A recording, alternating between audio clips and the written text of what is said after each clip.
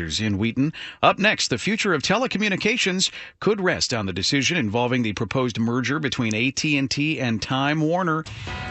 Investing 60 minutes each weekday toward planning for the future. The WBBM Noon Business Hour continues. A U.S. district judge is expected to announce his decision today in the biggest antitrust trial in years. The Trump administration has sued to block the merger of AT&T and Time Warner. We're joined now by Tim Hanlon, founder and CEO of the Vertere Group here in Chicago. Now, Tim, before we get into some of the implications of a decision here, whatever the judge decides today may not be the final word, right? I mean, there still could be appeals, so today may not be the absolute decision day.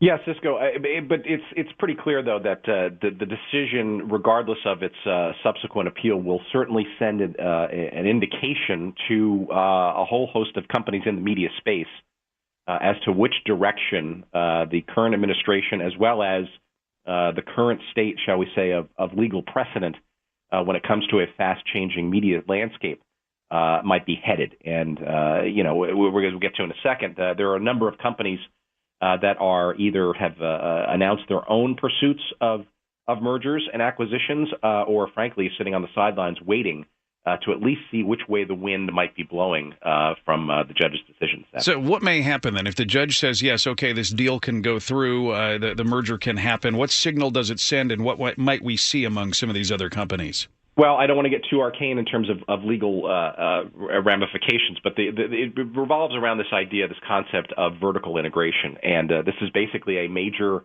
television/internet pipe company in AT&T, mobile, of course, as well, and a content company in Time Warner. And if the judge allows this deal to go through unimpeded, it will send a very strong signal that we're now in a legally as well as economically strong environment by which the combination of those two things, content and distribution, are inextricably entwined.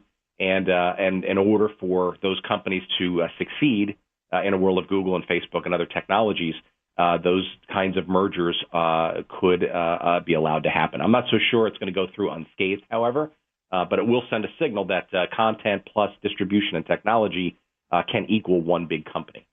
And why did the AT and the Time Warner, the companies, want to merge? Why would the president not want them to do that? Well, Chris, you're also now skating into some perhaps even ancillary political issues, right? So there's nothing in this current presidential administration that doesn't seem to escape just plain old politics. And, CNN, right, big news organization that's part of Time Warner, not necessarily the most friendly to Trump or vice versa over the years, and has been sort of dangled as an act of political theater, shall we say? That if CNN doesn't treat me well, perhaps this deal shouldn't go through. Those kinds of things we can argue about whether they have any impact in all of this, but it doesn't sort of really address the legalities of this. Yeah, I'm sorry. How would the average American feel a difference if if this goes forward? Yeah, I mean, there's probably the consumer will probably see less choice in terms of the providers of television content. I think you'll also see some higher pricing, which is inevitable as mergers of these kinds of things occur.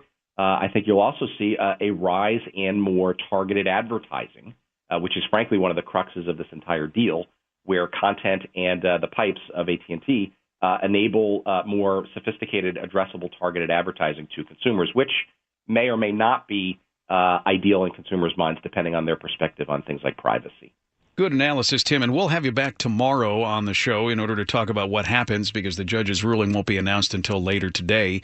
Tim Hanlon, founder and CEO of the Vertere Group here in Chicago.